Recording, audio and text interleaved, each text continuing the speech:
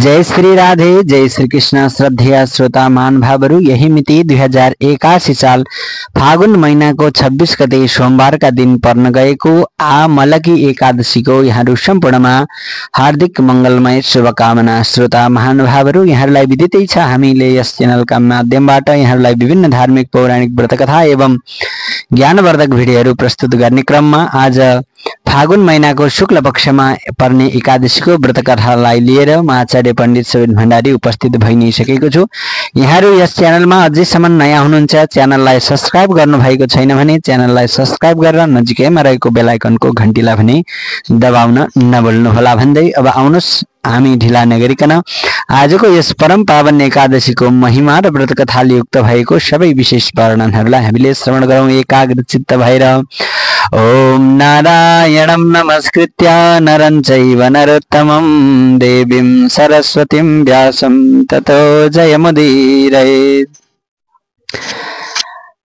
अब धर्मराज युधिष्ठिरलाई भगवान श्री कृष्णले एकादशीको विशेष महिमा र महात्म्यलाई वर्णन गर्ने क्रममा भन्नुहुन्छ कि हे राजन, यो फाल्गुन महिनामा पर्ने शुक्ल पक्षको एकादशी मान्धाता र वशिष्ठ ऋषिको संवादले युक्त भएको छ। म तिमीलाई बताउँदछु भनेर बताउनुहुन्छ।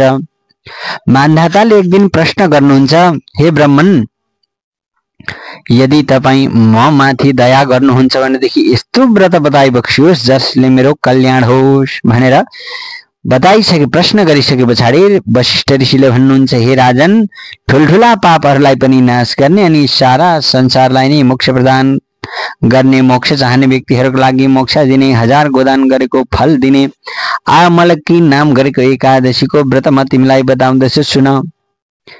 तिमीलाई यसको विषयमा म एउटा इतिहास बताउँदछु। वास्तविक घटना जुन हिंसामा परेको व्याधिले पनि मुक्ति पाएको थियो भन्दै भन्नुहुन्छ। कुनै समयमा हृष्टपुष्ट जनताहरूले भरिएको अनि ब्राह्मण, क्षत्रिय, वैश्य यी चारै जात वर्णहरूले शोभित भएको वैदेश नाम गरेको एउटा नगर थियो। हे राजाहरूमा श्रेष्ठ मान्धाता, त्यो नगर सधैँ वेद ध्वनिले गुन्जायमान अत्यन्त राम्रो थियो। अर्थात् ब्राह्मणहरू वेद पाठ आदि शास्त्र आदिको चिन्तन गरिरहन्थे। त्यस श्रेष्ठ नगरमा नास्तिक तथा कुकर्म गर्ने कोही पनि थिएन। त्यस नगरमा सोमवंशी शशबिन्दु नामको अत्यन्त विख्यात राजा अघि भएको थियो। अर्थात् ती सोमवंशी राजाले राज्य गरेका थिए। पछि त्यसैको वंशमा सत्य प्रतिज्ञा अत्यन्त धर्मात्मा चैत्ररथ नाम गरेको राजा हुँदो भयो। त्यस राजामा 10,000 मत्ता हात्तीको बल थियो। हेर्नुहोस् त, त्यो राजा शस्त्रको शास्त्रमा पारङ्गत, लक्ष्मीमान, ऐश्वर्यशाली थिए। हे राजन, धर्मात्मा तथा धर्म जान्ने त्यसले पृथ्वीमा शासन गर्दा भए त्यसको राज्य अर्थात् त्यसले राज्य शासन गर्दा कहीँ पनि कृपण व्यक्ति, निर्धन व्यक्ति देखिँदैनथे। कसैलाई दुर्धन व्यक्ति, निर्धन व्यक्ति देख्न पाइँदैनथ्यो। सबै धनवान, सबै सर्व ऐश्वर्यले युक्त भएका थिए। सर्वत्र कुकाल, कल्याणकारी, सबैमा आरोग्यता विद्यमान थियो। सुकाल थियो, सबैलाई राम्रो समय थियो। कुकाल कहिले पनि थिएन, सबैलाई कल्याणै गर्ने आरोग्यता, रोग व्याधिले छुँदैन थियो। यस्तो दिव्य नगर, त्यस श्रेष्ठ नगरमा जनताहरू सधैँ विष्णुको भक्तिमा रत रहन्थे, भगवान विष्णुकै भक्तिमा लीन रहन्थे। कति जना शिवजीलाई मान्दथे, शैव पनि थिए। राजा पनि विशेष गरेर पूजा पाठ नै गर्ने गर्दथे। द्वादशी विद्या कृष्ण पक्षको एकादशीमा वा शुक्ल पक्षको एकादशीमा त्यहाँ जनताहरू खाँदैनथे, कोही पनि खाँदैनथे, सबैले व्रत बस्दथे। त्यस दिन सब काम धन्दा छाडेर हरिको भक्तिमै लागिरहेका हुन्थे। हे श्रेष्ठ राजा, खुशी सम्पन्न ती हरि भक्तिमा लागेका जनताहरूको त्यस्तै प्रकारले धेरै वर्षहरू बित्दै गए। यस्तै तरहले रहँदा बस्दा कुनै समयमा फाल्गुन महिनाको शुक्ल पक्षमा पर्ने आमलकी नामले पुकारिने पुण्यले भरिएको द्वादशी विद्या आमलकी एकादशी आयो। जय होस्। हे नृपा, त्यो एकादशी पाएर बालकदेखि बुढेसकालसम्म भएका सबै जनताहरू खुसी भए। सबैले मनुष्यहरूले नियमपूर्वक उपवास गरे, व्रत बसे, हरि भगवानको समीपमा बसे, मनले चिन्तन गरे। ठुलो फल दिने व्रत जानेर सबैले नदीको जलमा स्नान गरेर त्यही नदी तटमै रहेको अमलाको रुख पनि भएको मन्दिरमा महाशक्तिशाली राजा पनि जनताहरूकै साथ गए। त्यहाँ छाता जुत्ता सहितको पूर्ण कुम्भ कलश थापेर पूजा गरे। अनि अर्घौतामा पञ्चरत्न सहित दिव्य सुगन्धित चन्दनले मगमगाउने अर्घ उठाएर हे ब्रह्मबाट उत्पन्न भएकी अनि सारा पापलाई नाश गर्ने हे धात्री, हे आमलकी एकादशी, तपाईलाई कोटि कोटि नमस्कार छ। मेरो यो अर्घलाई स्वीकार गरी बक्सियोस् भन्दै अर्घ दिनुभयो। र हे धात्री, तिमी ब्रह्म स्वरूपा हौ, तिमी भगवान चन्द्र रामचन्द्रद्वारा पूजित भएकी हौ, यो मेरो प्रदक्षिणा कार्यले सबै पाप हर्नेवाली हो भनेर 3 पल्ट प्रदक्षिणा पनि गर्नुभयो। त्यहाँ त्यसरी पूजा गरेर सबैजना आफ्नो आफ्नो भक्ति अनुसार जागरण गरिरहेका थिए। त्यही समयमा नै त्यहाँ एउटा ब्याधा पनि आइपुग्यो। हेर्नुस् त दिव्य कस्तो कथा रहेको छ। त्यो ब्याधा भोक प्यासले युक्त भएर आकुल व्याकुल भइरहेको, भारी उसले अनेक प्रकारका भारले युक्त भएको, त्यो पीडित भएको थियो। जहान परिवारका लागि प्राणी मार्ने त्यो सारा धर्मबाट बहिष्कार गरिसकिएको थियो। सधैँ ब्याधा भनेको सधैँ अर्कालाई मार्दै हिँड्ने पशु पक्षीहरूलाई। भोकले व्याकुल भएको त्यो ब्याधाले त्यहाँ आमलकीको जागरम र बत्तीहरूले जगमगाइरहेको त्यो ठाउँलाई देखेर त्यो ब्याधा त्यहीँ नै थुचुक्क बस्यो र के हो यस्तो भन्ने ठानेर अत्यन्तै आश्चर्यचकित भएर अनि उसले त्यहीँ रहेको सिंगारेको कलश देखेर तब भगवान दामोदरलाई पनि देख्यो। अनि उसले अमलाको रुख पनि देख्यो र त्यहाँ रहेका बलेका बत्तीहरू पनि देख्यो। अनि मानिसहरूले पढिरहेको विष्णुको कथा पनि सुन्दो भयो। भोकले व्याकुल भएको भए पनि एकादशीको महात्म्य पनि सुन्यो। त्यस्तो झिलिमिली बत्ती पूजाआजा कथा कीर्तन सुन्दा र हेर्दा आश्चर्यचकित भएको उसले जागाको जागै त्यो रात छर्लङ्गै बित्यो। हेर्नुहोस् त, अरू त व्रत भनेर भोक बसेका छन्, तर उता खानै नपाएर भोकै थियो। तब बिहान भएपछि त्यहाँ आएका जनहरू नगरका घर घरमा पसे। त्यो ब्याधा पनि घरमा आएर प्रसन्न मनले खाना खायो।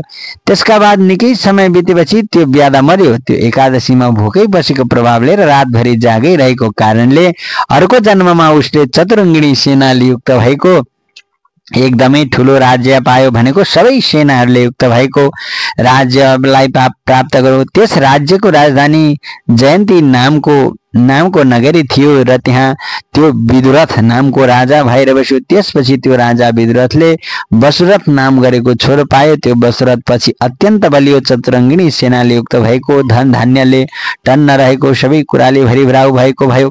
निर्भय भएर 10,000 गाउँको शासन गर्दथ्यो त्यो वसुरथ राजा। त्यसले सूर्य समानला कान्तिले चन्द्रमा समान प्रभा भएको थियो।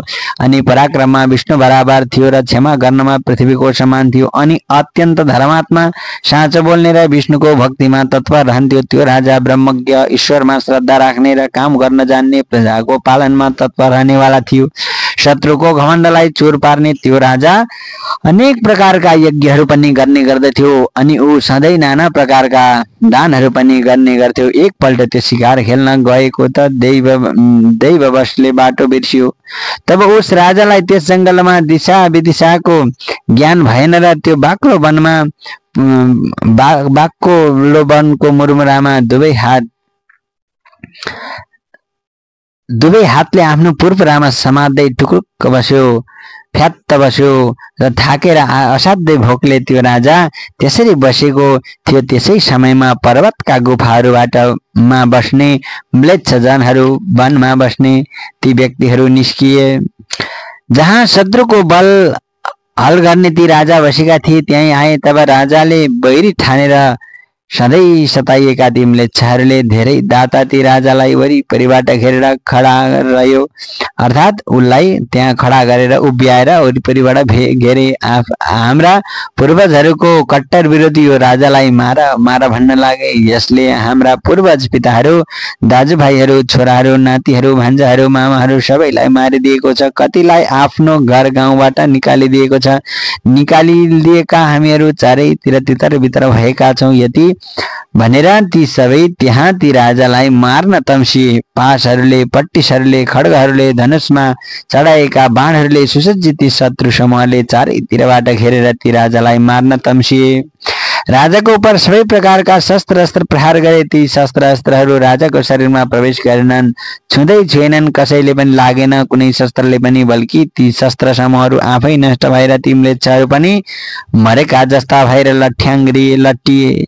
त्यहाँ ती शत्रुहरू आफू उभिएको ठाउँबाट एकदम एक पाइलो पनि चल्न सकेनन्। होस हराएका ती सबैका शस्त्रहरू कच्याङ कुचुङ भए, सबै नष्ट भए। जो शत्रुहरू तिनलाई मार्न आएका थिए ती सबै न्याउरा भए। त्यसै समयमा ती राजाको शरीरबाट प्रत्येक अंग प्रत्यङ्गले शोभिएको दिव्य वासना आउने चन्दन शरीरमा पोतेकी राम्रा राम्रा गहना गोरियाहरूले झकझकाउ भएकी एउटी स्त्री त्यहाँ प्रकट भइन्।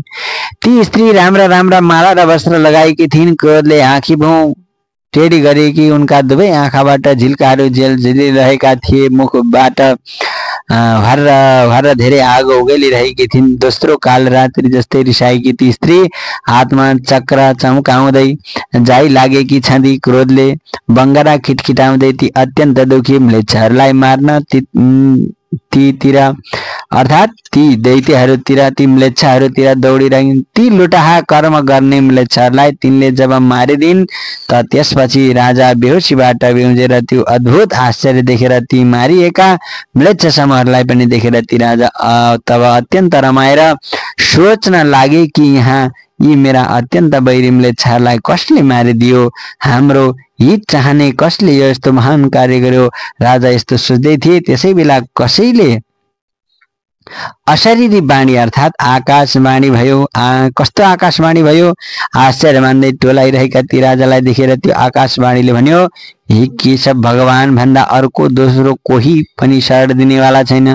त्यस वनबाट त्यसरी कुशलतापूर्वक घर आएका ती धर्मात्मा राजाले स्वर्गमा भएका देवताहरूले राजाले शासन गरे चाहिँ पृथ्वीमा राज्य गरे। अर्थात् आकाशवाणीले चाहिँ के भन्यो त भन्दाखेरि, तिमीले मानौ केशव भगवानको कुनै न कुनै भक्ति गरेका रहेछौ, कुनै न कुनै केशव भगवान प्रति पुण्य कर्म गरेका रहेछौ, त्यसैले आज रक्षा भयो तिम्रो भन्ने भावना रहन्छ यस आकाशवाणीमा। तसर्थ यस्तो दिव्य वाणीलाई श्रवण गरिसके पछाडि ती राजा पनि कुशलतापूर्वक घर आएर धर्मले युक्त भएर राज्यलाई राजा शासन गरे र स्वर्गका देवताहरूले पनि राजाको त्यस्तो राज्य शासन गरेको देखेर दङ्ग परे। वशिष्ठ ऋषिले भन्नुहुन्छ, त्यसकारण हे राजन, जो उत्तम मनुष्यहरू आमलकी नाम गरेको एकादशीको व्रत गर्दछन् ती जनहरू मरेपछि सरासर वैकुण्ठ लोकमा जान्छन्। यसबारे कुनै विचार गर्नुपर्ने कहानी छैन, कुनै कथा छैन, सोच विचार नै छैन। तसर्थ तिमीले पनि यो आमलकी एकादशीको व्रत गर भनेर वशिष्ठ ऋषिले मान्दा त्यसलाई बताउनुहुन्छ भनेदेखि यही कथा यता भगवान श्रीकृष्णले धर्मराज युधिष्ठिरलाई बताउँदै भन्नुहुन्छ र सुतजीले शौनक आदि 88,000 ऋषिहरूलाई बताउनु भएको यही कथा यहाँहरूका समक्षमा मैले पनि यथामति विस्तार गरेँ। हरे नम। अब आउनुहोस् हामी सबैले भगवानलाई सम्झिँदै भगवानको दिव्य नामलाई स्मरण गरौँ। श्री कृष्ण गोविन्द हरे मुरारे, हे नाथ नारायण वासुदेव, अनंत वैकुंठ मुकुंद कृष्ण गोविंद दामोदर माधवेति। आमलकी एकादशी को जय, भक्तवत्सल भगवान को जय। श्रोता महानुभावहरू, यति बेला हामीले श्रवण गर्यौं आमलकी एकादशी व्रत कथा, यानी फागुन महिनाको शुक्ल पक्षमा पर्ने एकादशीको दिव्य परम पावन व्रत कथालाई हामीले श्रवण गर्यौं। यस्तै व्रत कथा एवं विभिन्न धार्मिक पौराणिक ज्ञानवर्धक भिडियो, श्रीमद् भागवतका ज्ञानवर्धक भिडियोहरू श्रवण गर्नका लागि यस च्यानललाई सब्स्क्राइब गरेर नजिकैमा रहेको बेल आइकनको घण्टीलाई भने दबाउन नभुल्नुहोला भन्दै आजको यस भिडियोबाट म बिदा हुन चाहन्छु। जय श्री राधे, जय श्री कृष्ण।